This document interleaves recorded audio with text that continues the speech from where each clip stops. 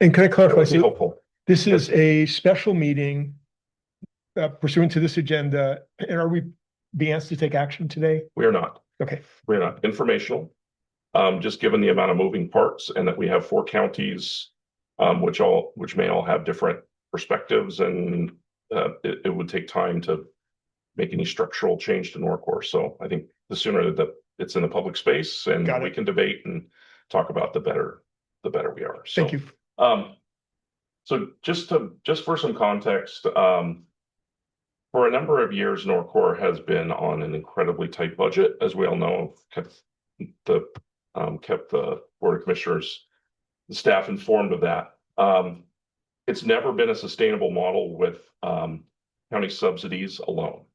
There have been alternate revenue streams, i.e., rental property and contracts. One being ICE that we no longer have the ability to use.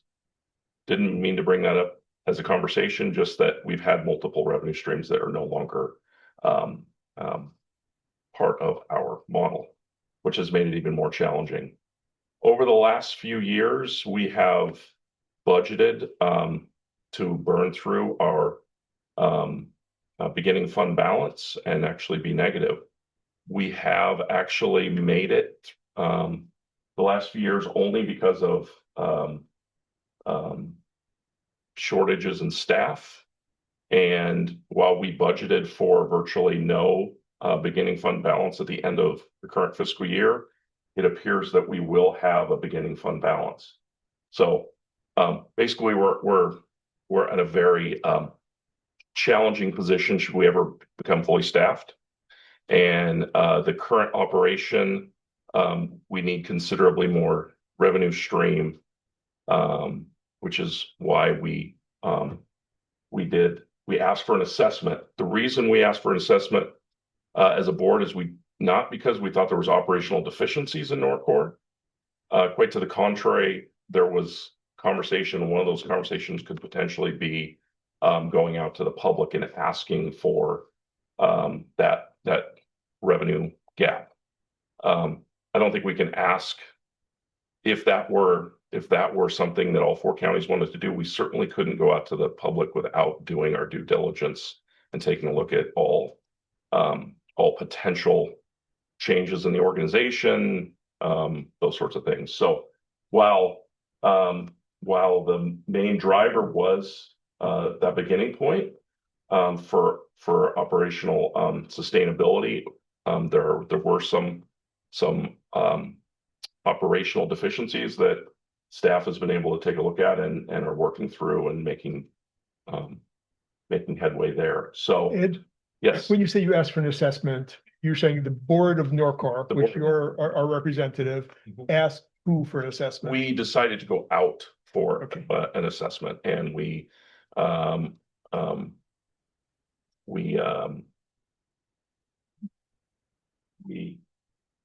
a number of people that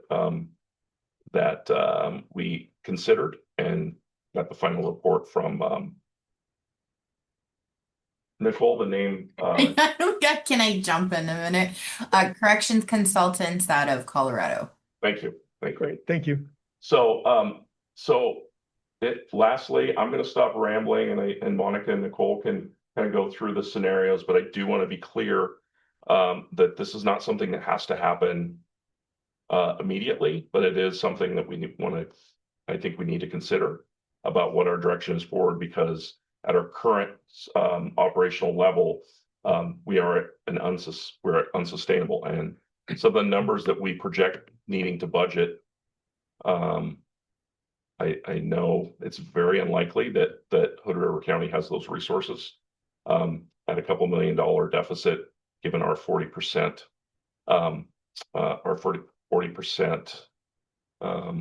we are 40%. We're 40% of the subsidy.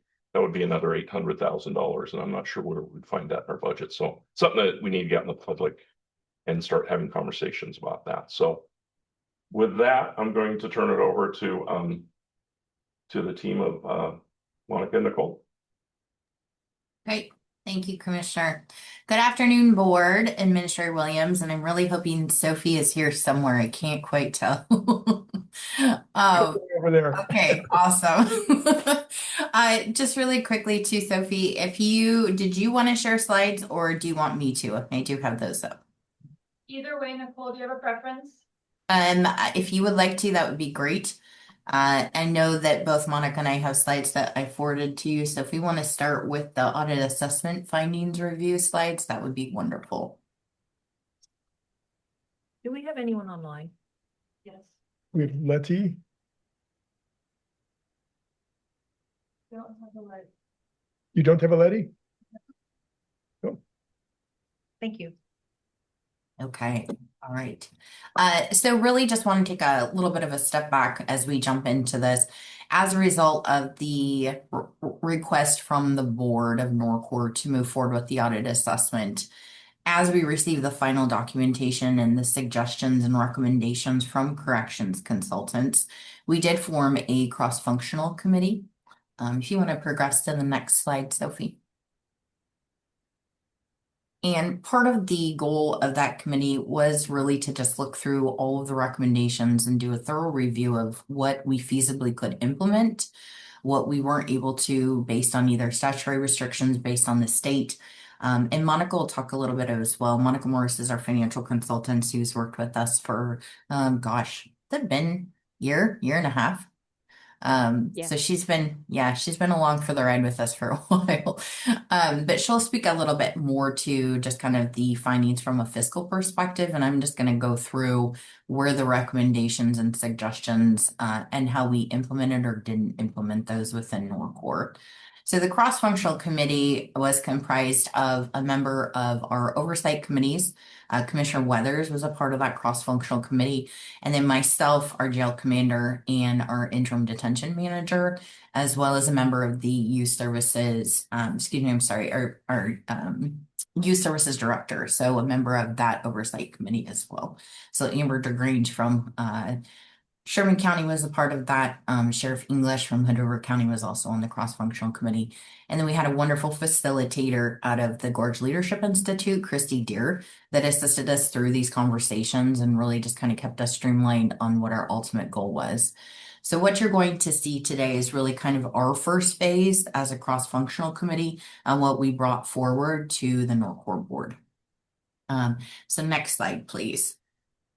And really what we did with the corrections consultants' recommendations and suggestions was to categorize them into whether it was something we could implement, if there were next steps required, if it was something that was currently in progress at the time of our cross-functional committee meetings, if it had already been implemented, and really our not for consideration category, which included things, as I mentioned earlier, statutorily we couldn't implement within Oregon.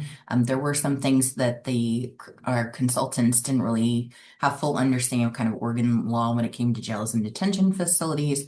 And then also, were there any fiscal, determinants as far as whether or not we could implement that really truly with a good conscience, or even just not having a budget to be able to implement some of their suggestions. So as we go through these were developed in mind for juvenile, for the adult facility, and also for our shared services facility, as well as just fiscal recommendations, which again, Monica will touch on. I know this is really small print. I'm not going to go into great detail, but I am happy to have further conversations with any member of the board if you do have questions about clarification on what we have implemented, what's been in progress, so on and so forth. I think the focus really, though, for juvenile had to do a lot with just developing and implementing professional development training, and just that ongoing professional development for our staff. And that is something that has been implemented and is continual. We all know professional development isn't a one and done. And so really just trying to continue focusing on where maybe some areas of risk or concern would be, and making sure that we're adapting to implementing that training, working with our adult counterparts for some of those trainings as well. Sophie, next slide, please.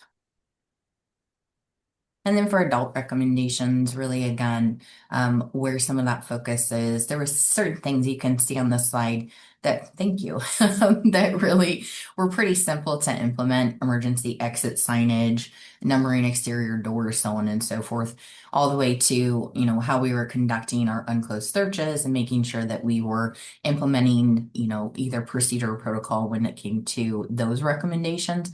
If it was something we already done, it was easy to just say, no, we are currently doing that. And the consultant may have just misunderstood or didn't have an in-depth perspective of really how we were either doing unclosed searches, or maybe there was a step that was missed that we just needed to look at implementing as well. Next slide, please. Shared services, there were definitely some recommendations from a staffing perspective. Some of those just had to do with performance, just essentially time management, so on and so forth. A lot were looked at from a safety perspective. Again, one of the things I think that was a great recommendation that came out of this audit and assessment was just making sure that we really were categorizing and cataloging our tools and equipment. And so our staff has done a great job of making sure that those aren't things that are easily accessible by the AICs or the juveniles, and making sure, again, that they're auditing everything that they're using if they're needing to come into the facility for any sort of maintenance or repairs. In general, again, a lot of it was staffing. So there you can see that it's categorized into next steps required, just simply because there is some additional conversation that needs to be had by the board. And again, just from a fiscal perspective, what that may look like from a financial impact. Next slide, please. AT recommendations. Ultimately, we do currently have an individual in the position who is looking at transgressing away from NORCOR just for retirement purposes. And so really looking at what our technological needs are, and ultimately looking at perhaps some sort of shared services cost split, maybe doing some outsourcing, maybe it being a part-time position, so on and so forth. So a lot of that is currently in conversation as far as where we progress going forward. And whether or not we actually contract those services out once that retirement is in place. Next slide. And then shared services from a medical mental health perspective. Again, Monica will speak to this a little bit. Medical is definitely our largest personnel expense, just because we have a fairly big T when it comes to the shared services budget. And ultimately looking at just some LCSW oversight. We've had one individual in the role for quite some time. I am happy to report our other mental health clinician starts tomorrow. Knock on wood, she walks in the door. But we're hopeful that at least being fully staffed for shared services, and again, making sure that we've implemented those suggestions from the corrections consultant. So periodic drug testing was on there. I think they had a different interpretation of ultimately how we can do that in Oregon. So that's something we didn't consider for shared services. Next slide. And then financial recommendations. Again, you'll see there's some things that we just couldn't consider, and a lot of that Monica will speak to, just as far as the differences between just Oregon laws with, OGFOA regulations, so on and so forth, and just the way that we're looking at budgeting. And so she'll talk a little bit about that, but I won't go into too much detail on the financial side. All right. And then general recommendations. Really looking at stakeholder engagement. Are there additional things that we can do as far as just feasibility studies for special housing, behavioral health partnerships, so on and so forth? A lot of this we really cannot implement, more so just because of some of the restrictions and implementations that we face in Oregon. And so again, things that we definitely could look at. I would say as far as a strategic facilities utilization plan, that's something I feel like is the result of actually going through with the audit assessment. That's going to be a continuation as we move forward and kind of figure out where the future of NORCOR lies. Next slide, please. That's our last one. All right. So I will hand it over to Monica, but before I do that, any follow-up or any clarity questions from the board? There were some acronyms you used. I'm trusting I don't need to know what those are, but if you could spell things out as you move forward, it would be helpful. Sure. So if I use AIC, it's adults in custody. And so those are typically for our jail, just the individuals you house there. So again, yeah, if there's anything, please don't hesitate to catch me on some of that stuff too. Thanks. Thanks. All right, well, we've got, Nicole, just so you know, Commissioner Babbitts has been on a mission to live in a world free of acronyms and a I'm challenge. blocked with that. In an HR world, that's a really hard pill to I know swallow. that everything's now on Zoom and these things live and people listen to the video without knowing what we're talking about. Yeah, yeah, Human agreed. resources. I didn't catch that, sorry. She said, do you mean human resources? Yes, exactly. All right, thank you.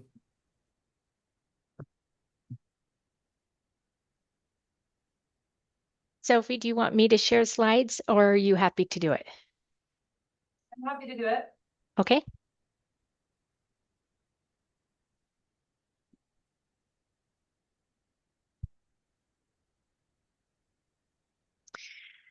So we had, as Nicole mentioned, this team, this cross-function team, we met quite a few times. I want to say, I think it was 8 times, maybe 16 plus hours.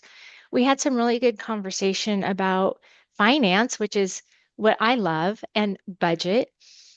And NORCOR and what is NORCOR? What does it mean?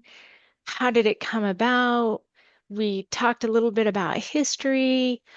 But let me just walk you through what our findings were. So next slide, please.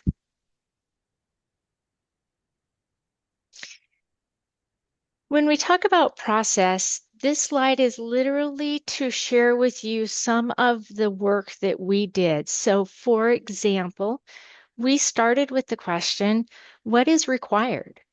What is required of each county? What is NORCOR doing that we have to do? And what are we doing that maybe isn't a statute requirement? It might be best practice.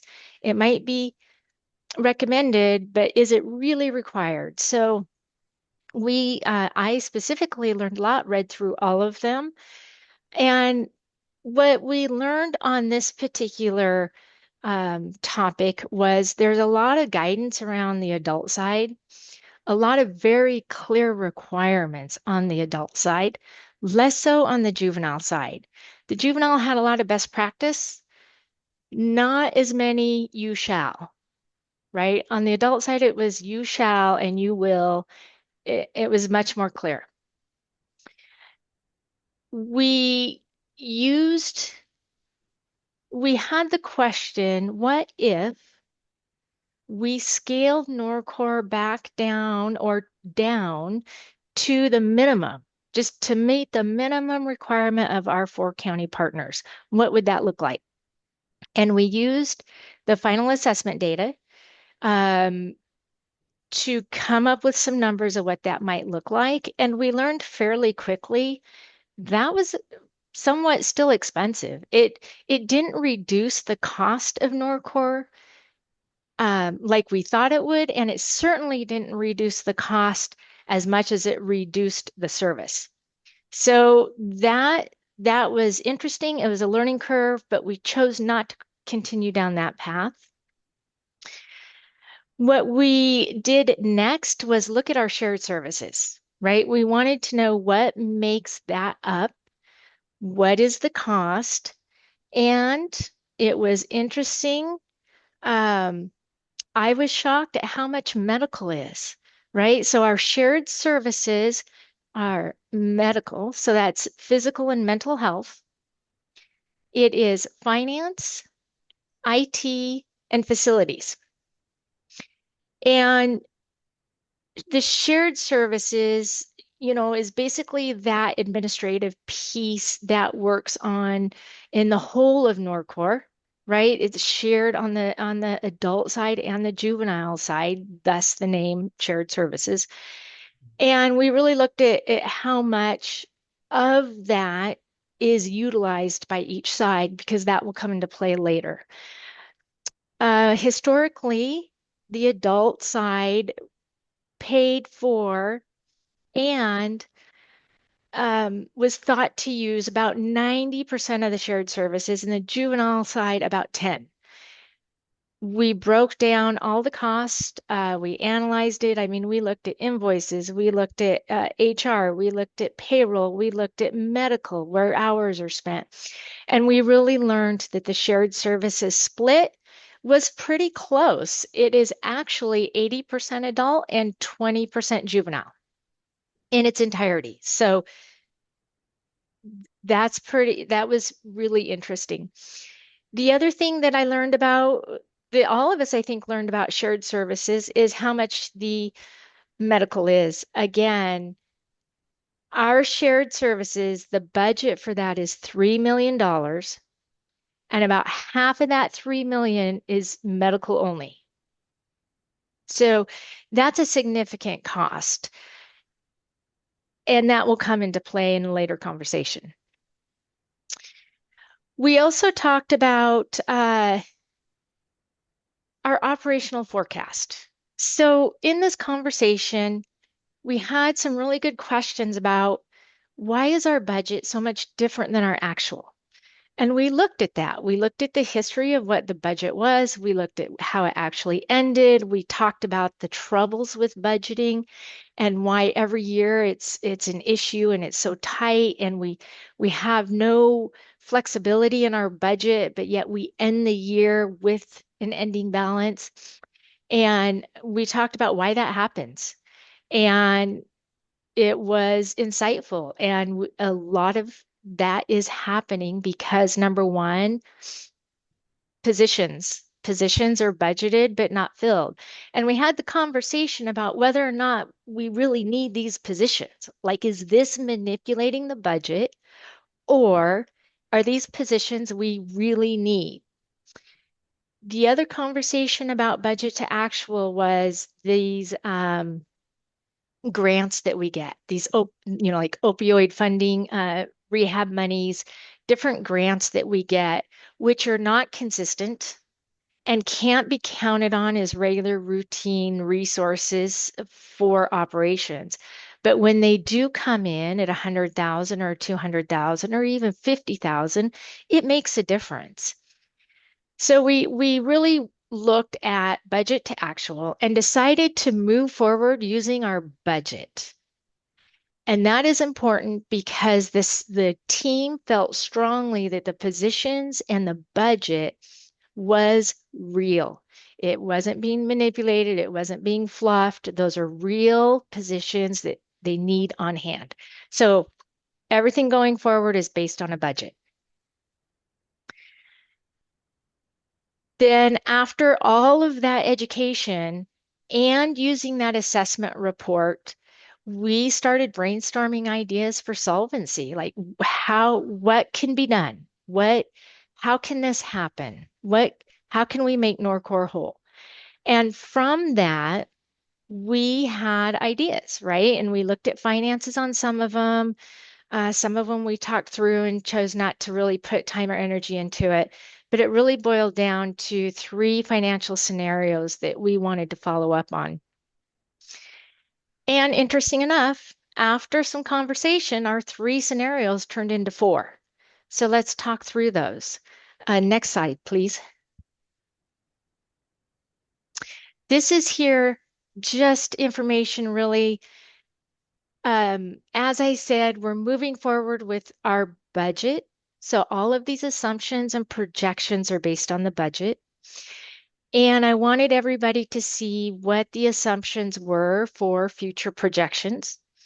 Now, 2 things interesting, at least to me, on these assumptions is number 1, the county partner support, which has been increasing 5% each year, continues that increase. So all of these financial scenarios you will see have the partners increasing 5% every year. Now, we talked about reality. We talked about should we put that in, should we not? But we decided to be consistent again with what is happening and not change that to fit any future assumptions. The other thing that's interesting about this is payroll. So I spent a fair amount of time on the payroll because NORCOR lives in a situation very similar to school districts, and that the payroll is significant, they're huge expense. In fact, for NORCOR, payroll is 68% of their budget. Now, that's significant, right? So out of a 13 million budget, $13 million, 9 million is only payroll. So trying to nail down those future projections is a little bit tricky, but I spent a fair amount of time in that. And we decided with the unknown healthcare costs in the future, I might be a little low on it. So just know that. Next slide.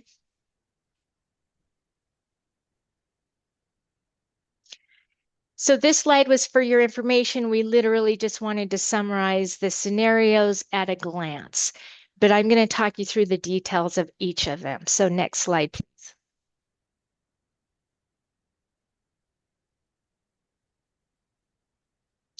And next slide.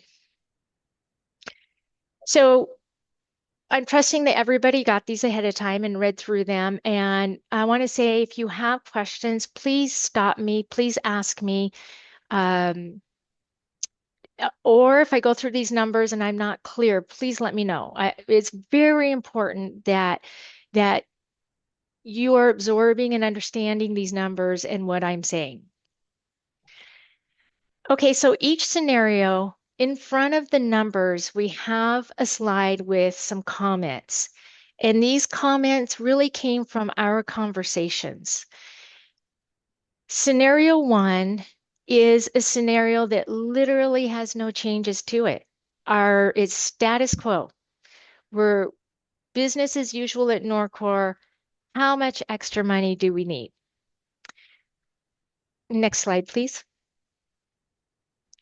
And what that looks like with no changes to anything is, and again, this is our budget. This is budget projections. We're starting with our budget and we're moving forward with budget. NORCOR needs an additional $1.7 million. This is in addition to the partner county support already budgeted at its whole and increasing 5%. Monica, can I jump in just real quickly? Just Please do. Sure. And again, I want to reiterate, it's based on current budget, and current budget, I would argue, is already unsustainable because, for instance, I think we've been contributing $100,000 a year for capital reserves and or facilities. I think we could easily argue that that is well underfunded. So I don't think our budget is even anywhere close to what sustainable would be. I'm not following who's contributing that. We're of the total budget. Well, the 4 counties are, in essence. We're taking 100,000 out for reserves. Okay, so out of a budget of $13 million, 100,000 for reserves for facilities, any of those sorts of things. So it's meager. It's a meager number. okay, you said 13 million. I see 10 million as the 26, 27. Oh, that's the resources side. It's the resources side. Right. By the time we add beginning balance and contingency and unappropriated, the budget that was adopted, the total budget this year was 13 million. Okay, I guess what I'm saying is it's the status quo based on a budget that I think is already unsustainable. got it. Yeah. And we had conversations about that. We don't have a maintenance, a capital replacement plan in place. We don't have really a maintenance plan that rolls into a replacement plan. We don't have those things in place. So those are missing from this. But this is really, okay, what if we did nothing and we continued how we are? And I don't mean nothing, we continue to improve by implementing best practice and doing some of these things, but that doesn't necessarily change the money flow in and out, right? So with this scenario, you can see the additional funds needed each year grows and is significant. Now, this group did not right? We did not there. We have no idea where this money would come from. We're just sharing with you the additional funds needed.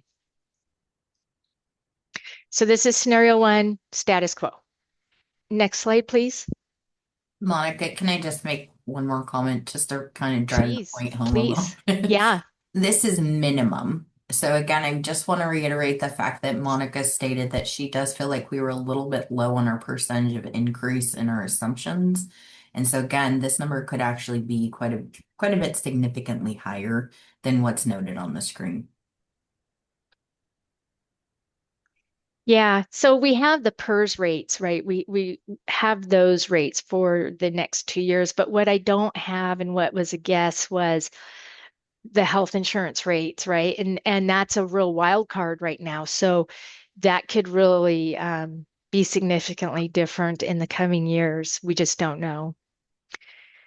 And just so I can put all this together, the 1.7 million that you identified as the shortfall here, how much more is the deficit, or how much more are you in the past year? How much did you withdraw from reserves We To didn't operate, to operate? Yes. we didn't need to withdraw any. So that's a great question. That goes back to the conversation between budget and actuals, because even though there was budget, there was no unappropriated amounts, like everything, the entire bucket of money was budgeted to be spent. We didn't spend it because of, one, positions were not filled. They were budgeted, but they were not filled. And number two, we ended up with some grant money and some federal state funds that were unplanned, unknown, unbudgeted. So between additional resources in and some requirements not being spent, we ended the year at a positive. And if those positions had been filled, can you say roughly how much more negative that 1.7 million would be? So that 1.7 is assuming all of those positions are filled. Right. And you'll see right under that, the $75,000 number, that's the amount that would be left for your contingency and unappropriated. And that clearly is not enough money for contingency and unappropriated. So as Nicole said, this is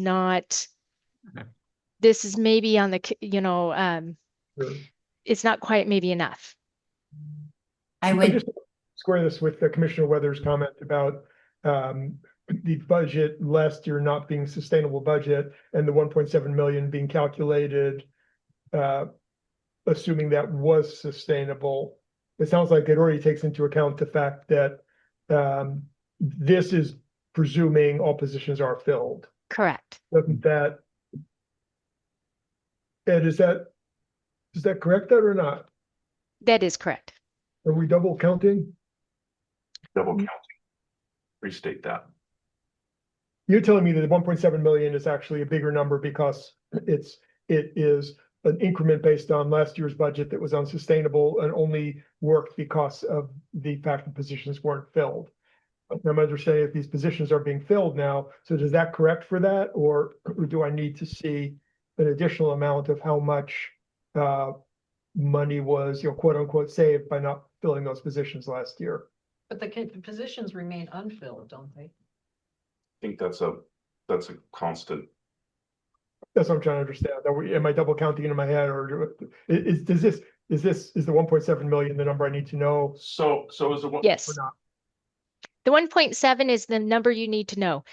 Okay, thank you. Yep. And just to add as well, making those assumptions with resources, those resources are not all guaranteed either. As I said, we lost a contract with Benton County that we relied on over the years. We have this year been able to up the U.S. Marshals contract slightly. We do have a long-term rent on property that I think secured for the next 3 years. And then of course we have juvenile side monies that comes in as well. But those are not guaranteed monies, right? So Right. the marshals cut us in half, then our resource level goes down as Sure. well. Sure. And the That's a new deficit problem. gets larger. That becomes a new problem, but the 1.7 million, now, obviously, I heard you say that the 75,000 for contingency and unappropriated is not realistic, and I got that. But otherwise, if I keep in my head that 1.7 million, I'm okay. Correct. Thank you. And then you see the increase for the next few years. I have a question. And Nicole, you made a comment about 1.7 million minimum. So that means that that's running on like the like a skeleton crew or like minimum amount of services or minimum, what does that mean? So Minimum. essentially, Commissioner Moretti, what we're trying to convey is that the 1.7 is based on certain assumptions. So as Monica stated, she implemented a 4% increase year over year for insurance and benefits, which is probably pretty low, given that the market has seen anywhere between 7 to almost 10% increases over the last few years. And so I would imagine that we're going to continue those increases for a few more years as well, just within that industry. So we really were trying to be minimalistic to a degree, but also not trying to necessarily hyperinflate the numbers. Just because, again, those are things we don't set the rates for. We don't know, but we're trying to do our best in determining what those assumptions may look like. Okay, thank you.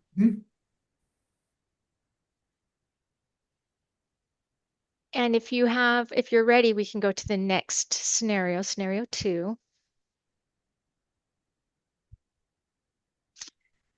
So this one we might want to come back to after we talk about scenario 2, but these comments, scenario 2 is all around the scenario, the question, what if we don't have the juvenile side? What if we don't provide juvenile services? What does NORCOR look like then? A lot of questions around this. I mean, just quickly, what would be the cost of implementing that? What would be the cost to the counties individually because they still are required to take care of their juvenile? What would be additional costs that NORCOR still has that live in the juvenile budget now? For example, the facility maintenance or, medical and legal records maintain, that sort of thing. So we have a lot of costs around this. But if you would please, Sophie, go to the next slide. This really generated some really good conversation, and it showed how I, who live in numbers, will think differently than somebody who doesn't live in numbers all the time. So it was really a robust, healthy conversation. But from this scenario is, what if we remove juvenile services? So we wanted to keep, again, these assumptions are consistent. Our work is consistent here. So we somewhat made this simplistic in we removed the juvenile revenue that comes from contracts, which is mostly Oregon Youth Authority.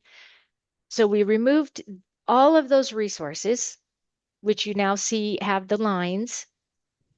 And then we went down below and removed all of the requirements, right? Everything that we just took the juvenile budget and we removed it from this scenario. What if we just didn't have it? What does it look like then? Well, as you can see at the bottom number, it's a well-funded NORCOR, right? It's well-funded. The projection is you end the first year with almost $500,000 surplus, right? So the other part of this is reduced administration. So back to our shared services, when we as a team went through the shared services and we were very diligent in allocating how much went to the juvenile side and how much time and energy went to the adult side, and we ended up with that 80-20 split. In the scenario 2, where we're removing the juvenile services, we're also removing that 20% of the shared services that we identified spend time on the juvenile side. So you're seeing that negative 615,000 in year 26-27. That's that 20% of our shared services being reduced because the work on the juvenile side is not there. This does result in a very healthy, well-funded NORCOR. However, the interesting conversation was, what if the partner county support doesn't send the amount of money that's allocated for juvenile services to NORCOR? What if the counties keep that? Because NORCOR is no longer providing juvenile services, therefore they no longer get that chunk of money that is allocated for juvenile work. And that struck up a really good conversation. And that's what resulted in our fourth scenario, which is really 2.5, because we wanted to see what that looks like. So I'm going to show you. If we could go ahead 2 slides, please.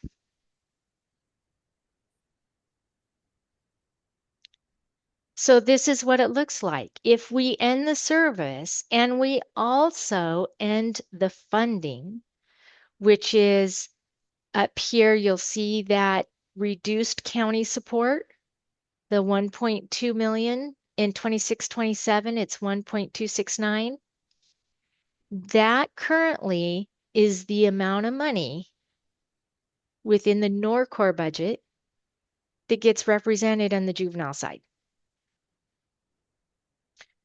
So if that money was no longer available to NORCOR, then you'll see at the bottom number, NORCOR is no longer well funded because we know the adult side is not solvent. The adult side on its own, with its contracts, with the county support, is not solvent.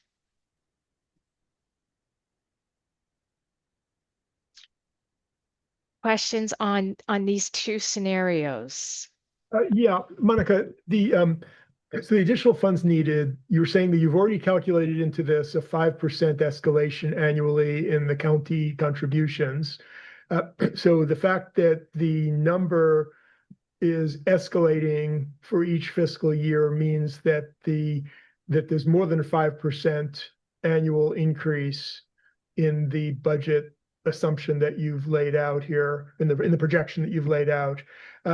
Is that based on the biennium, the PERS biennium, or is there something else built into that? So do you mean because the requirements are outpacing the resources, are the assumptions on the requirement side greater than 5%? Yes. Yes, some of them are. Some of them are, well, actually not a lot of them. Our PERS is, as you can see, we have an 8% projected increase. But other than that, we kept expenses, I think, at a 3% increase. Our CBA, I went through that, which is a 5% each year.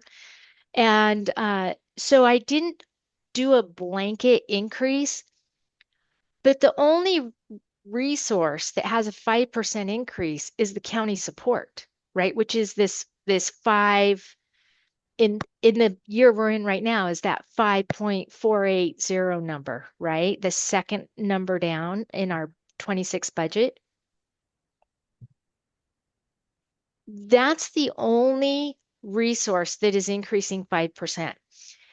The rental contract increases 3%, and based on conversation with the adult managers and the juvenile manager, we increased contract revenues at 3%. Right, but the county support is like 80% of the resources. So that should kind of carry that along pretty well. And basically what you're showing here is really, this is the effect of PERS. It's the 8% PERS is the reason why this number is outpacing the 5%. Yeah, obviously the blended rate is going to be less than 5%, but not a lot less than 5%. So it's the PERS increase. And it looks like you have that plateauing in 28, 29. Is that based on any meaningful information, or is that just your best guess? In other words, has PERS told us that, or you're just doing your best guess The that? PERS rate will last 2 years. So when No, I we know get, yeah, But beyond that, you have it plateau. beyond that, I have it another 8% increase. So in Yeah. 27, 28, it increases 8%. And that stays flat for 28, 29. And then in 29, 30, it increases another 8%. Then how is it that the additional funds needed are 1.1 million in each of those 2 years? Okay, so that's a great question. And part of that is looking at history. So we went through the last 3 years, and even though the county's contribution was increased 5%, the expenses were increased significantly more. I think 2 of the 3 years, 16%. So the increases historically on the requirement side far exceeded any resource increase, to the point that it has created this negative budgeting situation that we're in right now and that we were in last year. And so it's never caught up. And we did the financial analysis to show that the increases, especially in the payroll and the personnel costs, way outpaced any resource increase. And we just have never caught up. If we're looking at, we're looking at our budget for this year, we're budgeting, well, this is without the juvenile side, but when we look at our budget for this year, we're budgeting to spend 1.3 million more than we are to bring in. Okay. And that's a accumulation of prior years' expenses way outpacing any increase in revenues. So I think, just let me clarify, I think what you're asking is if the assumptions are that expenses and revenue streams will maintain, why is the whole changing? Because it should be moving at a predictable rate, right? Yeah, I see it seems to level off, that unless I'm misreading that, there are 2 years that's identical, 1.1 million. It's 850,000, 975,000, 1.1 million, 1.1 million. I was just trying to understand what was allowing it to stop increasing at the rate it had been increasing, 850 to 975, 975 to 1.1 million, and then it stops increasing. So I'm just trying to understand if that's simply that's too far out to know much, so you just put some numbers in there, or if there's some meaningful information there. Yes, sir. That's a little bit far out. As you'll see from my medical insurance increase, I only have a 2%. Okay. That could be very low, right? That could be 8%. The remaining question then is, in the previous scenario, you talked about closing juvenile services as a savings, and you identify that it makes NORCOR as an institution sustainable, or at least it balances the budget for some period of time. But that doesn't include the fact that the counties, we would then have to contract separately for the juvenile service. So we don't lose the requirement to pay for juvenile services. We're just not doing it through NORCOR, or effectively we're increasing NORCOR's support by the amount of the juvenile services and still paying for them elsewhere. Correct. Correct. That is correct. With Robbie, of what those estimates would be. Right. That's why she's here. I understand. I'm just and trying to we get did all out there on the table. We did have, and thank you for that. And we did all have the discussion that again, if we had too many moving parts, you know, because the projections look good in scenario 2, that all of a sudden NORCOR is flush with money, but we haven't actually lived it yet. I thought, you know, increasing or decreasing the county subsidies quickly and then realizing that it wasn't as rosy as you thought, and then trying to increase it probably is not the wisest way to move forward if we were to make a change. This is hiding the peas under the mashed potatoes. Sure, that's an analogy, yeah. It's not an acronym. But and it's not an acronym. It's not an acronym, so I'm allowed to use it, right? Yeah. Allowed. Good. So I mean, again, Got it. that's I understand. Thank you. yep. Okay. I would Yeah, scenario also- 2, oh, go ahead, Nicole. Sorry, Monica. I would just also add too that in scenario 2, it's not only the closure of juvenile, you're also losing shared services positions in there. And so those numbers again are minimal based on, would we contract? Would we just completely get rid of those positions and not backfill? Would someone else take on those responsibilities internally? So again, some of those costs are not included in these scenarios as well. Yep. You're saying that this isn't a budget that's ready to take to the bank. No, Yeah. you are correct. This is not. And the slide that has the comments about scenario 2, we listed about 13 questions or comments about this, and those and you know, of course, we're confident there's a lot more out there that we're not even thinking of, right? Because again, this does include reducing about 20% of the shared services, and we identified what that would be. We went through and talked about what that would look like with the reduction of work, right? The reduction of payroll and invoices and HR. So that doesn't mean that all of those tasks go away. Some of those tasks would need to be reassigned to somebody. So there's a lot to this. And you're correct in that it's not, the adult side is not solvent on its own. So what this would do is take some of that funding that now is allocated to the juvenile and move it to the adult side. That's what this accomplishes, right? That's because the adult side is not solvent, as we show that in scenario 2.5. Got it. Thank you. So from here, our final scenario was, if you will please, Sophie, go ahead 2 slides, was what if in that assessment there was conversation about contracting out services. And so we looked at contracting out as much as we could. What would that look like? And again, medical is just really expensive. So we had a contract with our current medical agency that we use, and we happen to have a list of their prices. So we were able to put some really solid assumptions to what it would cost if we were to contract out most of the shared services. And right now, our medical payroll only, just the medical, is about 1.3 million. And after doing the math, if we were to contract that out, we were up to 1.8 million. And so we could tell right away contracting out was probably going to be our most expensive scenario. Now, we did learn that there are some services, some tasks, and some areas we can contract out, and it probably will be a little more efficient. And so staff sees that and they'll move forward with that, with some of those decisions. But this was an interesting scenario, but it was in the assessment, and we really wanted to honor whether or not it was a realistic approach, and it's your most expensive. And so that's our 3 scenarios.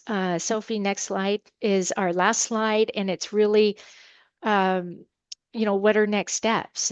And we really feel next steps is for you, you know, right? For your conversation and your questions and your input.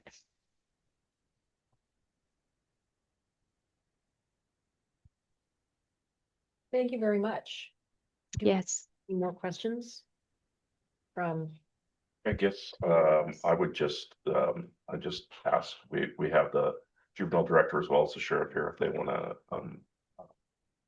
add any additional comments, given you're here, or any of the commissioners have questions of them? So I guess I'm confused. Where's the path forward? Where is the path forward? That's a great You question. have, I haven't missed it yet, right? You haven't missed it. Okay. You have not missed it. So in my mind, this is a starting point, given that we have 4 counties who may have varying needs, may have varying ideas of what NORCOR should look like.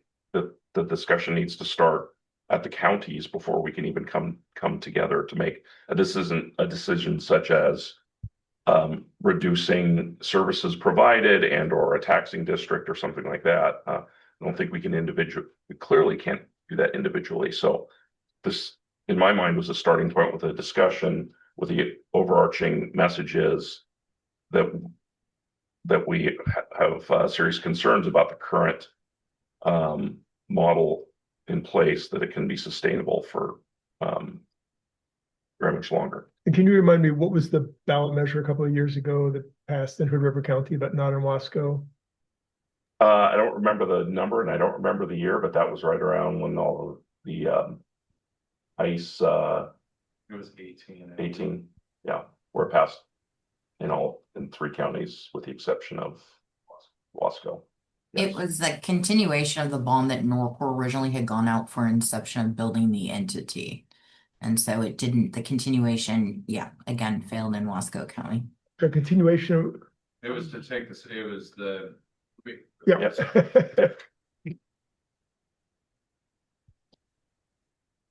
Yeah, so the concept was, I can't remember the rate, it was maybe 38, 46, somewhere in there, but the capital bond to build the facility that ran out in about expired. 2018, right? Right. And so it was to take that same amount, not raise the amount, but just continue that, but as a operating levy. Okay. And so I was correct, it did pass in Hood River County? It did, Okay. yes.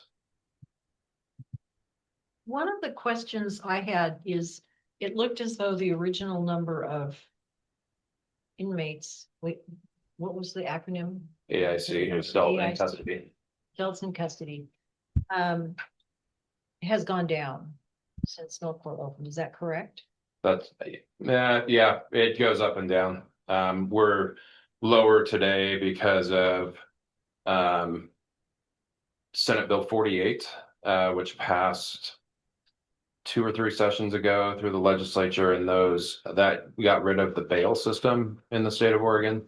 And so we have no bail anymore. And so decisions are made based on charges and things like that. So we're holding less people because of Senate Bill 48.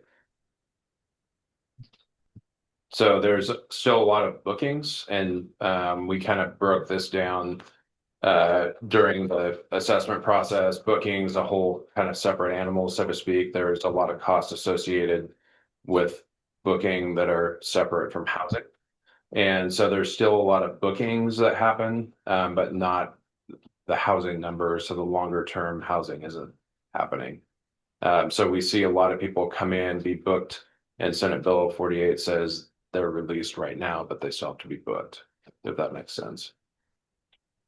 So Sheriff English, given I wasn't on the board, do you have a rough estimate of the amount of AICs that we lost when we stopped housing ICE detainees, as well as the average daily with Benton County? Yeah, so the ICE contract went away in about 2018, and then it's unlawful in Oregon as of 2019. But those numbers were also dwindling, and we were looking at terminating that contract anyway, because we would get down into the teens or less, and it wasn't sustainable. And there are so many requirements with those folks as far as assessments that you have to do and you have to pay for, and so there's a cost to the facility that I can remember we had times that we would be up around 170. But that was about the max that we could really take. We may have pushed over that, like 175 or so. That was the entire facility. Correct. I'm just trying to get on the record. Yeah. What we've lost in terms of contract, just a rough number. Benton County was, I think, 35 folks, and back when we had immigration, again, that fluctuated so much, we'd be at that 30, 35 number.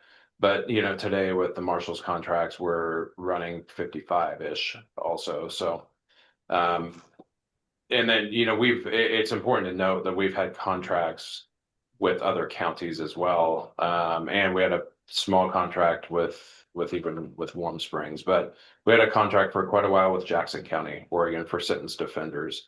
And that accounted for, you know, 10, 20 folks at a time. So that was really the model in 1999 when the jail opened. That's why there was so little county subsidy required, and we've seen that go up over the years. Obviously, you know, it's a very litigious setting, so there's a lot of changes and requirements that are different 26 years later than they were in 1999, but also that contract revenue isn't as you can't count on it as much as you could. I think that's what I was really trying to get on the record. Yeah. And here's the reality. Contracting. And here's the reality that we've talked about is we're not the only jail in this situation. And so everyone in the state is scratching and clawing to get contract beds where they can.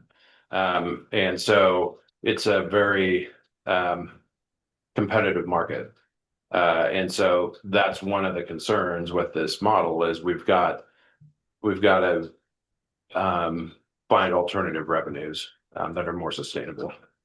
But my recollection, I think you just confirmed that when we stopped taking ICE detainees, yes, there was a political climate, but the recommendation was a financial recommendation at that time. And then since then, Oregon has that's taken that off the table anyway. But you wouldn't characterize it as that there's not a piece of this problem that originated as a result of that decision. It's just another example of contracts come and go. Right. Yep. I would also add, if I may, just the volatility of statutory requirements and the impact it has on jails and detention facilities. Because again, these are things that, you know, when we lost the ICE contract, Sheriff, I think we probably lost $2 million. And so ultimately not being able to have that money truly made a huge significant impact. And we haven't been able to, you know, have any sort of revenue generation since that time to be able to come up with that loss. And again, I just want to make it clear for the record, I wasn't advocating for or against any particular contract, just the variability in nature of contracts and the effects that it has on the facility. That's what I was trying to get at. Yeah.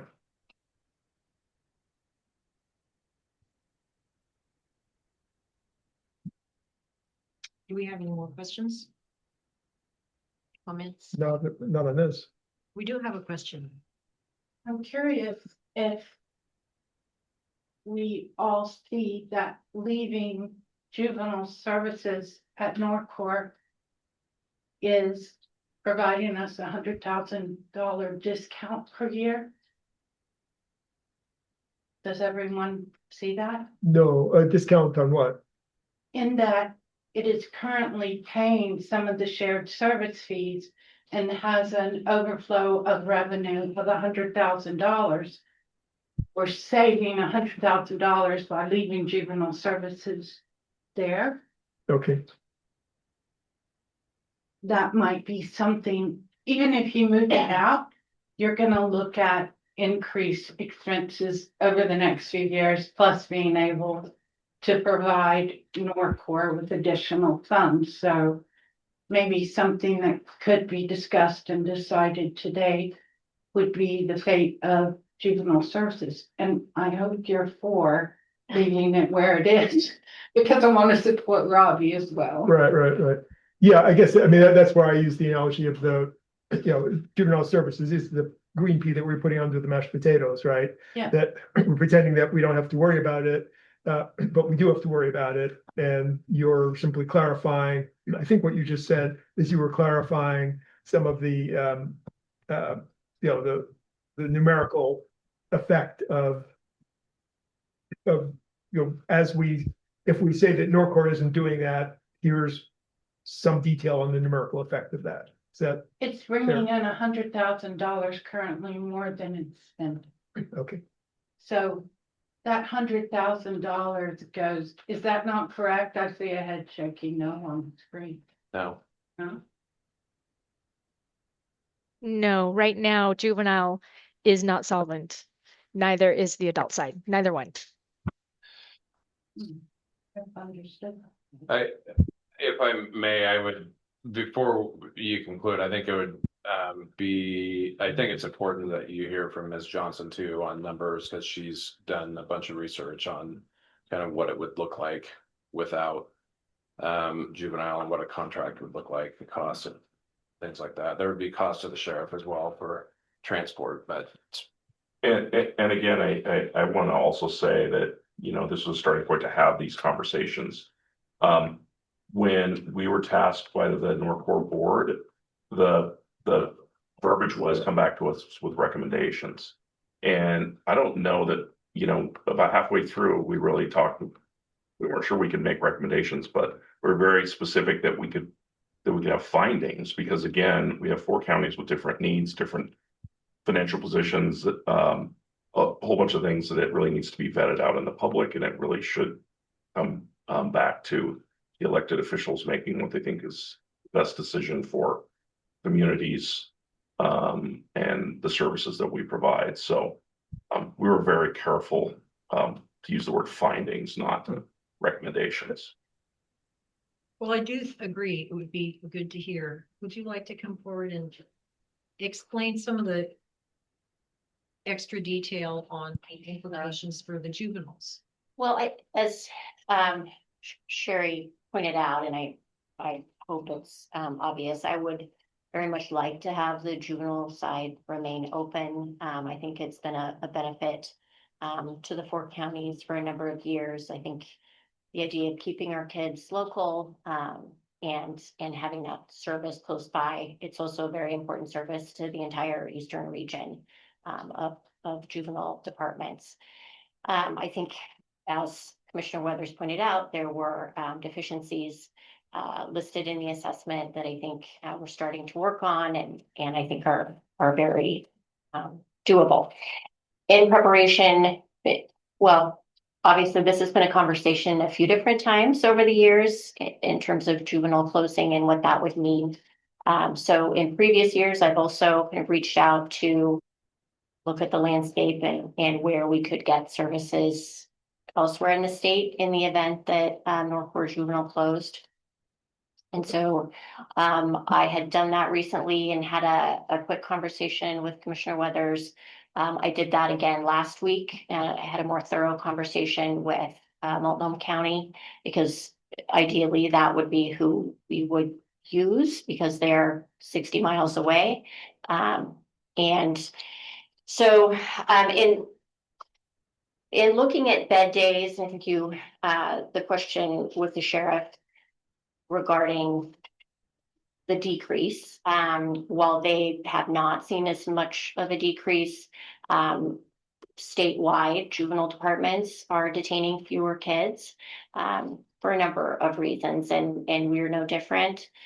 So when we think about what our usage looked like 15 years ago, it was pretty significant, and today it's not as much. I think it's still probably the most out of the 4 counties, but it's not what it was. And so, looking at previous years, 2016 was a big year for us. We had 3 kids that were in for a significant period of time. That was also when we still had Measure 11, and the changes hadn't been made yet. And so we used 1,030 days. That, since then it went to 322, 214, 172 in 2000, and 22, we used 221 days, 23, 113. I didn't bother with 2020. 2024, we used 69 days, and this year we've used 109. And so, Multnomah County, their rate is one of the highest in the states, probably the highest. It's $619 and 92 cents a day. So if we were looking at, I did the calculations, this year with the 109 days, that'd be $67,571. We also have to think about transport costs. So the sheriff's office has always done our transports to NORCOR for free. And then families are going and picking their child up. So with that. Free to juvenile. Free to juvenile. Not free to juvenile. And looking at that, their straight time costs are between $50 and $60 an hour. Their overtime costs are 75 to 95. So it depends on the deputy and their wage. So looking at a 3-hour trip, it's 60 miles to Multnomah County or to Donnelly Long Detention Center. Figuring about an hour for the intake process and then an hour back home. So 3 hours for a round trip. And then also, my hope would be, I don't know if they'd be willing or not, but that we would also return kids. While there are some families that are would be able to get there and get their child, I think there are some folks that would be a real hardship. It's one thing to expect people to go 20 minutes to Dallas, but to do Portland might be a little more difficult. So, and just kind of thinking about an average, if we did 120 days with them a year, that's 74,390. If we looked at 15 transports, both there and back, that was another essentially 3,400. So, roughly, if we're thinking about $90,000 a year, is probably a safe bet. The issue would be is if we have a case where, we have an attempted murder, we have a rape one, there are statutes that say that judges shall not release. And so if we have 1 or 2 of those kinds of kids, we could be looking at a much larger chunk of money. So, we've been lucky since 2016. We also don't have the Measure 11 doesn't look the way it used to, so we don't have as many kids in those long-term stays, but it's always a possibility. Baker County had a youth who murdered someone, and they had to go in and pay a year's worth of detention benefit for this last year. So it's an insurance policy to have NORCOR. So if I could just make sure I understand what you're saying, Measure 11 is the mandatory minimums, correct? Right. Okay, and you're saying that the legislature has over time made changes so that it's no longer quite what it was when it was passed, and it was in the 90s, right? Mid-90s. Yeah, it was 94. Yeah. And then, so I think in 2020, the change essentially went from, instead of an automatic, if under these certain crimes, right, you're automatically charged as an adult at 15, there now has to be a waiver process. And that waiver process takes years. Very few kids in Oregon have actually met the waiver. And then the other piece, I'm sorry. I was just like, I can help out with that one. Yep. Essentially what Measure 11 used to be was that it was not just mandatory minimums, but any youth that was 15, 16, or 17 could be automatically waived into the adult system that would have those bail restrictions as an adult. If the district attorney of that county decided to indict them on those charges. And now it requires for a juvenile to be waived into the adult system requires a motion and a judge to rule on that motion for the youth to be waived into the adult court. Now it will happen in extremely rare circumstances now.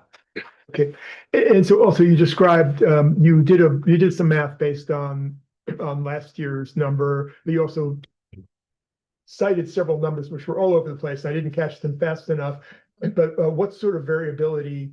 So, this number that you stated, 60, 70,000 or 80, 90,000, plus or minus, sounds like plus or minus 100,000, right?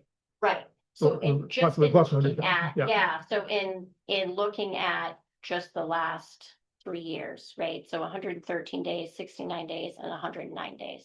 Right. So if I'm guessing like 120 days, that's what I was looking at. Before that, 2022 was 221 days. Which you used the phrase, you said this is kind of an insurance policy, and I'm just trying to magnify what we're insuring against, right? Just we can have this year. That potential for the kid who murders someone. Right. Or which could cost $100,000, right? Which could, then could get right at, say you have the 365 days at $620 a day. That's 140,000 or something, Yeah. Times And 365. that's one kid versus, and we still have the other 10 that are gonna go to detention. 365 times 60 something. 600. 600. It'd be about 225,000 a year if you needed to house one child at Multnomah County all year. Okay, yep. And just for perspective, out of our NORCOR budget, 485,000 goes to the juvenile facility this year.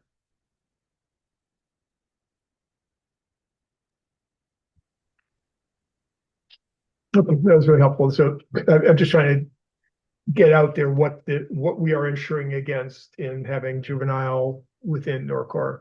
Right. And in looking at other counties, because I've previously talked to other counties, and other folks that contract with those counties, a lot of times they'll require a contract for a guaranteed bed. So especially smaller facilities, that's significantly more expensive. Multnomah County has space, and with our lower numbers, by comparison, they were willing to do just a daily rate and not a guaranteed bed. Would there be other costs besides just the transport and housing in Multnomah County if we were to take juvenile out of NORCOR? Medical. Oh, the medical piece. And how much is that? Great question. In my quick conversation with them last week, I would assume that that they would serve all of our youth medical needs, because we talked about educational service. Currently, just like with the folks in the jail, when there are medical costs for use in the facility, if they have to go to the hospital or whatever, we get that bill. And so obviously that would remain the same, but the in-house medical, I would have thought would stay with Multnomah County, but I'd have to check. Because just like adults, youth in custody don't have access to their insurance. So that their wouldn't be OHP drops, right? So it wouldn't be included in the $600 a day bed. I think you're saying. If they go outside of the facility, it would not, but it currently doesn't, right? So we take that on as an extra cost already. If it's within the facility, though, I would assume that includes their on-site nurse. They have mental health staff there. So, But yeah. you're saying you're not confident in that? I feel like I am confident in that as I kind of talk that through. Anything, I'm just trying any to outside package it medical, just like at NORCOR, any outside medical falls separately from our subsidy. So like right now we do a lot of transporting out of facility on the adult side for medical. And so that's a 50-50 cost split with NORCOR. And so I get the bill. So if somebody goes to, the hospital via ambulance, a $3,500 bill, then that gets split in half and the county pays half of that and then Right. NORCOR pays half. So, but in the facility that's rolled up in our cost. So that's not additional. And I understand OHP drops when they're incarcerated. What about private insurance under the parents? I Same. believe Nicole can answer that, but that's always been my understanding. Yeah, they lose their private insurance as well. Thank you.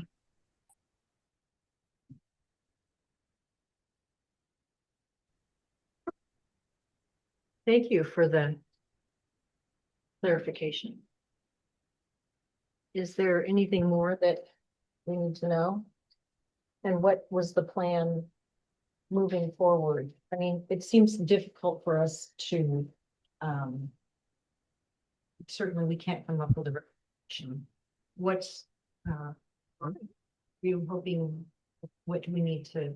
Well, I was hoping that you would just see this magic bullet floating in the air, but I thought that would be a long shot. I thought it was the start of a conversation. The public understood, that the commissioners understood, the staff understands, and we could start to chew on that. Again, this started. One of the initial ideas was let's go out to the public for an ask. Well, you can't go to the public for an ask if you haven't done your homework. And I think secondarily, just because you go out and ask doesn't mean you're going to get it. So one of these scenarios, even if the decision for all the counties would be to go out for an ask, these may be one of our decisions. Right.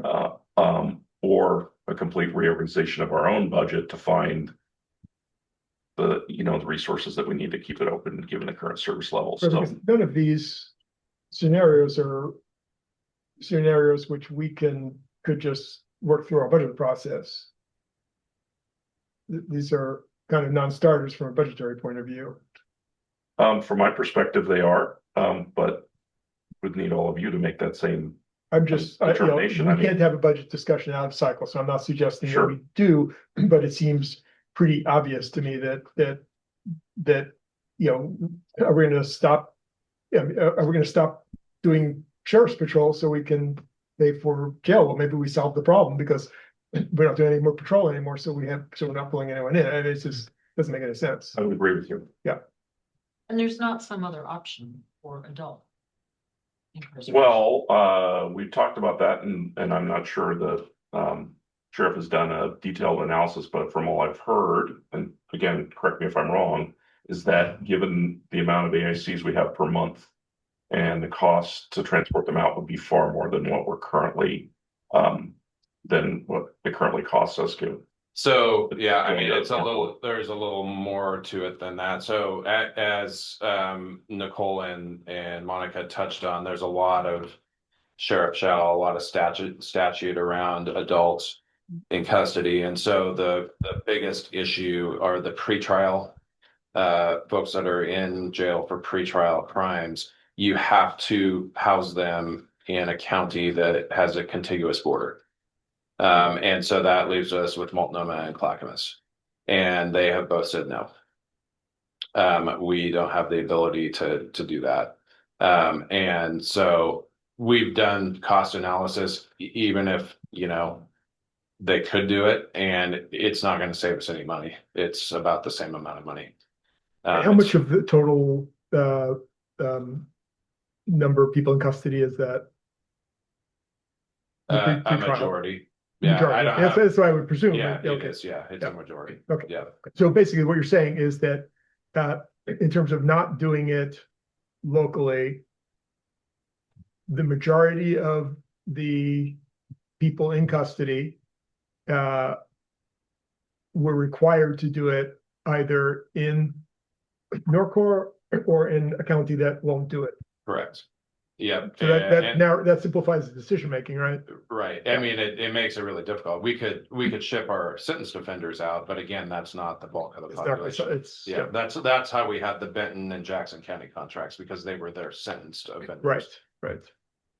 And when you said that it was competitive for contracts, are you saying that jails are wanting more contracts to help pay their expenses? It wasn't Yes. the other way around. Yes. They're not, okay. Yes, but then there's some jails that even metro area jails that are contracting out of county right now because they can't staff their jail.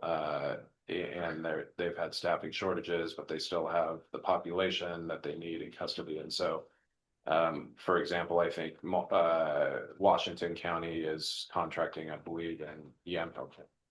And Washington County has a significantly large jail, but they need more space and they need more staffing. And Multnomah County has been looking as well because they were having significant staffing issues. So as we go forward, you're going to bring back the input from each county to the NORCOR board, because obviously we're in this with 3 other counties and So I we would, don't make a decision. I would certainly bring back their initial thoughts.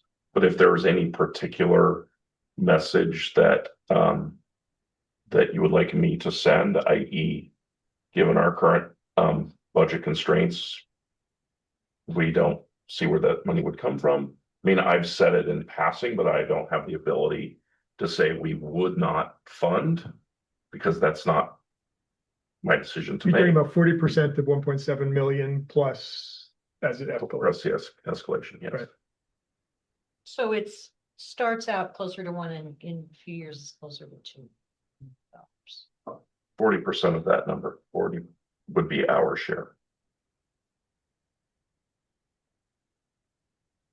You're just That's- rounding up. So- $680,000. I guess- I haven't done the quick math. Oh, 40% of the The first year's 1.7 1.7 million, per 680,000 year, right, plus the escalation. okay. Well, the juvenile thing is tricky because obviously it would be so much better for the kids to be closer to home. I appreciate, you're laying all of this out for us and not just searching for a bigger pile of mashed potatoes. Because it's, it is time to address this. Letty, do you have any other input? No, I appreciate all of the work that went into this. And again, I agree that if we had the money, of course, we would want to keep juvenile services here. You all have demonstrated the success with the juvenile department here in the county. And of course, we would want to keep folks here locally. And yeah, it's a tough decision. So I'm interested to hear what the other counties have to say. Commissioner Babbitts, do you have input to send back? No, I think that was it, that let's face it head on and let's not try to hide it. Right. I think we have a little time, Nicole. The other counties, we haven't heard back from when the same presentation's on the agenda, right? So. Correct, yeah. So Monica and I will present at the February board session for Wasco County, and then Gillum and Sherman are trying to do a combined session. And so we don't have a date solidified yet for that. Very good, thank you. And so you will bring back, Yes. maybe in 2 months, we'll have input back. Well, if it's February session, we're 3rd week, so. I'm just, how is this fitting into the budget cycle this year, though? How is it gonna affect the budget cycle? How are we fitting this into the budget cycle? We're going to be starting budget discussions in April. And what assumption are we using for NORCOR? I was presuming we were talking about a year out. Yes. And now I'm not so sure we are. No, I think we are talking year round. I don't think well, first of all, if the decision were to maybe go into the public or B, shut it down, that's not gonna happen in a short few months. And Monica, I think we talked last time that it's likely that we will have an ending fund balance Well, our budget was for virtually nothing, right? And we thought we were gonna end with maybe around 1 million. Is that the discussion we had? Is that the number? You're muted. You're muted. So for this fiscal year, we're still working on our projections. So we have a new juvenile director who has dove in with no holds bar, and he's going through everything to get me the most accurate numbers he can, because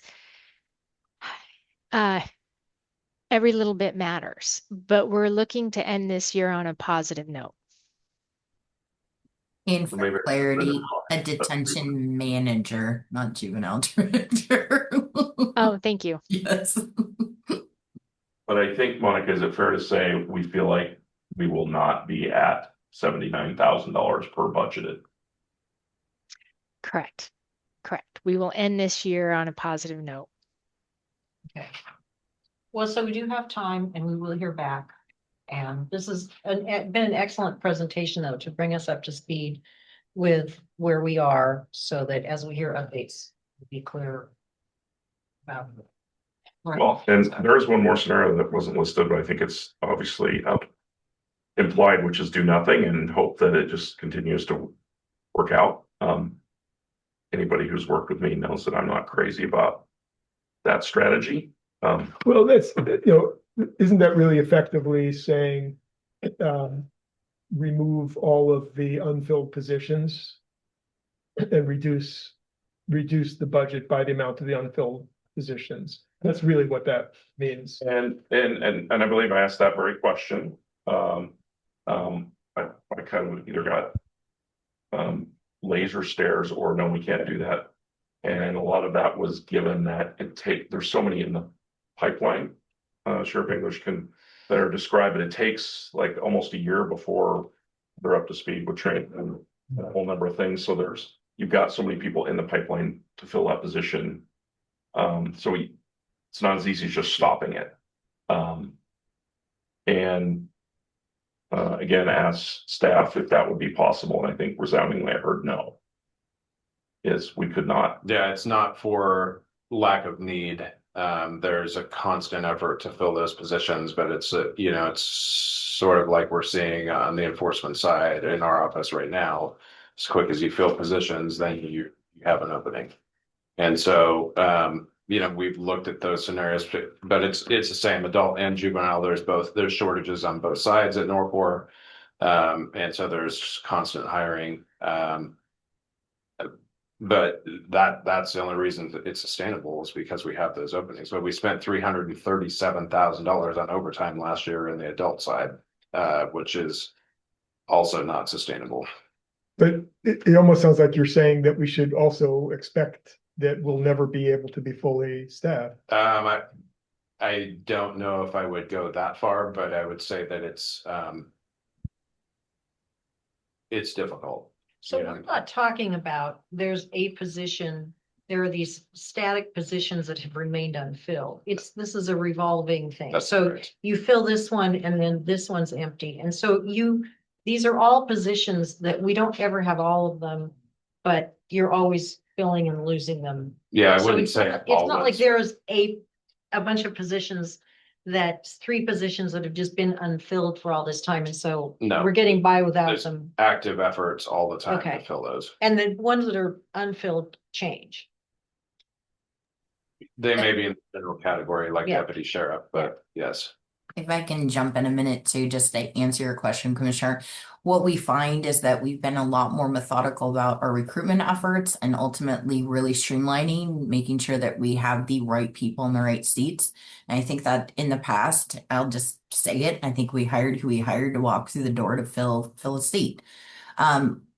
Because we've been more methodical about it, our correction techs are actually sticking with us and they're moving to the floor. And so again, that goes back to Commissioner Weathers' example of even if you're coming in as a correction tech, you're still going to have a year basically learning and training going to DPSST, which is Commissioner Babbitt's is our local public safety academy.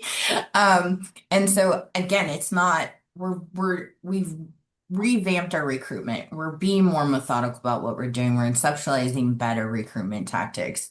And at this point, shared services is fully staffed. Juvenile has one position they need to fill. And so the reality is that these are positions we are filling. I would also just add, and I think we all know this, we've all been culprits of it to some degree. We have a lot of natural attrition just from recruitments. We do have an aging workforce. And so ultimately, the other thing that we really need to consider as we move forward is that we're going to have some pretty long-term retirements that are coming up in the next couple of years, even this year. And so again, just that natural attrition is something we need to forecast moving forward as well. Thank you. All right, well, that helps me understand what the unfilled positions were. Yeah, I'm just trying to figure out if the analogy is the pea under mashed potatoes or shuffling deck chairs. Whatever, yeah, I don't know. Well, we have a board session coming up. We can work on that. I'll work on that before the next meeting. I don't think we should put it on the agenda. Not sure. Choice of Analogies. choice of analogy, yeah. Analogies and accurate. We have a special committee working on analogies. Europe English. Thank you very much for the presentation. And is there anything else you want? Just want to apologize to Allison, saying that I thought we would easily be able to take care of it in 45 minutes, and we're at an hour and a half. So Good work ahead. yes, exactly. Failed miserably. We know twice as much as we would have had we stopped at Thank you 45 for minutes. And there's a lot to understand here, especially for those of us who are coming to it. And you're gonna blame it on me asking questions anyway. You know me so well. Thank you. We will move on and we will look forward to hearing back from all of you and consultants as we move forward. Thank you. I am wondering, is there a short form or how are we going to get our budget committee up to speed on this? That is a very good question. I don't want to answer that now, but let me just throw that out. Something to think about. Sure. Yep. They're gonna be as involved in this decision-making as we are, if not this year, next year. So there's an interesting process that we have to figure out. Given we have multiple sessions, I imagine that I could volunteer Nicole and Monica maybe to present during a budget session, if that's what the group would like. Don't know, I'm just, Thinking about I it. see a problem. Yep. If I were on the budget committee, I would want a Little time. deeper understanding of this, for sure. All right. Moving forward. We are now going to consider applications and make appointments for the vacancies on the Hood River White Salmon Bridge Authority. And so Commissioner, we're moving from work session to a regular business item, so we do need to call the okay, action, excuse me. business meeting to order.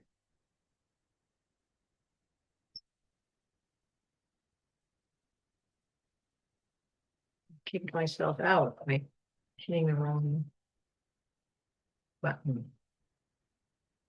Okay, we will call to order the business meeting for the Hood River County Commission on Monday, January 5th, and it is now 4:40. And we'll begin by just considering the applications and making appointments for the vacancies on the Hood River White Salmon Bridge Authority Board. So do we have a presentation or just I think you've sent us the information. We have the information. We have everybody's applications, and our task is to appoint the vacancies, which is 6, correct? We've got four, I'm sorry. Four of 6, if I understand. 6. Yeah, what Right. happened was, their appointments are for 4-year terms, but because it was the first set of appointments, they were staggering was necessary. So there were some 2-year and some 4-year terms. We took the majority of the 2-year terms in Hood River County, and Klickitat County took the majority of the 4-year terms. So that's why it's uneven. But there was a reason why it had to be uneven, and I can't remember why, but the math worked. Okay, All right, well, we're all, this is the first time we've done this. It's the first couple of years of the Bridge Authority existing. So at this point, I think our task is to reappoint the existing applicants, and I should have written down all these names. I bet you have all this memorized. They're right here. So the incumbents are Arthur Babbitts, who's a voting member, Mike Fox, who's here, thank you. Nathan Duvall is an alternate, and Jake Edwards is an alternate.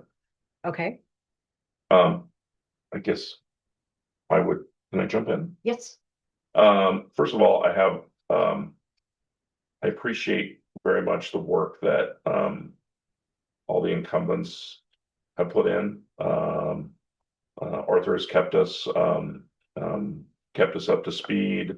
There's been considerable, maybe considerable is not the right word, but there has been, movement, forward, getting us closer to that finish line. And I know, for sure that Commissioner Babbitts and Mr. Fox have put in considerable amount of time. And I'm appreciative that there are people that want to participate, but given how far we are in the momentum that we have, I feel like the current incumbents would be the best move for the continuity of the Bridge Authority and continuing that momentum to finally see some shovels in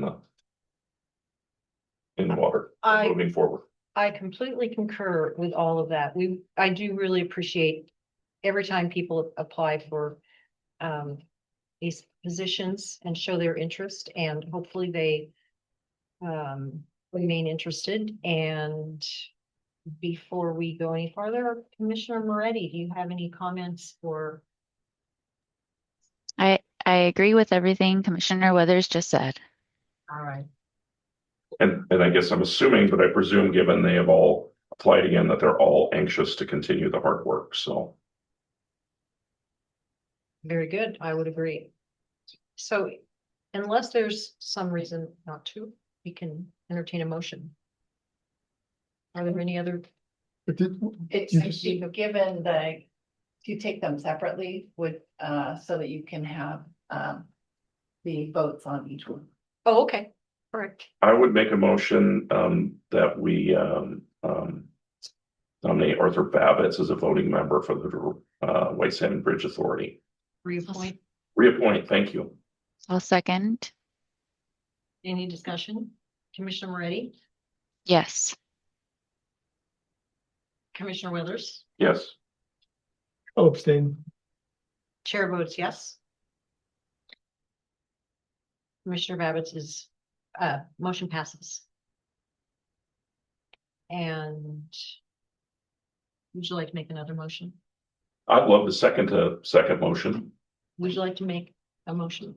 Oh, I would make a motion to reappoint Commissioner Fox as a voting member. I'll second the motion. Any discussion? Commissioner Moretti, Yes. Commissioner Withers, Yes. Commissioner Babbitts? Yes. Chair votes yes. Motion passes. We will entertain a motion for, I'll make a motion to reappoint Nathan Duvall as an alternate voting member. I'll second that. moved and seconded. Any discussion? Commissioner Babbitts? Yes. Commissioner Withers? Yes. Commissioner Moretti? Yes. Yes. And I believe our remaining, I would like to make a motion to reappoint Jake Edwards as an alternate to the Hood River White Salmon Bridge Authority. I'll second. moved and seconded. Any discussion? Commissioner Babbitts? Yes. Commissioner Moretti? Yes. Weathers? Yes. Chair votes yes. So I would like to make I'm sorry, are we done with that? Motion passes. Did I say that? No, I think you did. Okay. Are we done with this? We item are on the now agenda? finished, yes. Well, before you finish, I would like to make a request for a future agenda item to reconsider our rules concerning reappointment of incumbents on committees. And just, I'll give a very brief explanation, and we don't have to discuss it today. I just want to explain that there's a history where a while ago, 5, 6 years ago, the commission adopted a policy that whenever someone's term expired, that it would be considered Open. completely open and published, and so it's put out so the public thinks that this position is open, and then we discover, like planning commission, we discover that someone who is finishing their first term wants to enter second term, and we require this whole rigmarole, and we open to the members of the public, we put effort into putting an application together, and then discover that it wasn't really a serious opening. I think we're doing a disservice. I think there were political reasons that the change was made 5 years ago, and I think we should reconsider it. So I'd like us to request a future agenda item where we can fully consider what to do when someone is willing to continue in a position, but their term has expired. And whether we want to have any subtlety to that, or whether, and I can make a few proposals, but let's not. I don't think we Do that want to discuss it tonight. We can consider discussing it in the future. I think one of the things about this situation is that this was an unusual situation where we had actually people that normally would have been on there for 4 years, but because it was the beginning, and so we had these staggered. Right. We probably should have been a little more clear about the fact that in this case, we're sort of just helping them finish 4 years. But nevertheless, we can discuss that in the future. Yeah, I hadn't thought of that, and that's something I'd like to think about, and Yeah. it'd be good to have a conversation. And also remember that with the bridge authority specifically, there is a bi-state agreement that may need some modification if we make a rules change. Mostly, it says we get to set the rules, but there may be some elements, especially the elements concerning the notification of the other partners, the port, the city. There may be some necessity for clarification of the bi-state agreement in that respect. I'm sure there will be. It would be hard for us to find another entity to deal with that had more moving parts and more different. Yeah, I have a very simple proposal to make, but again, we don't have to do that today. All right, Yeah. very good. Anything else? Give the order. All right, we are adjourned. Thank you.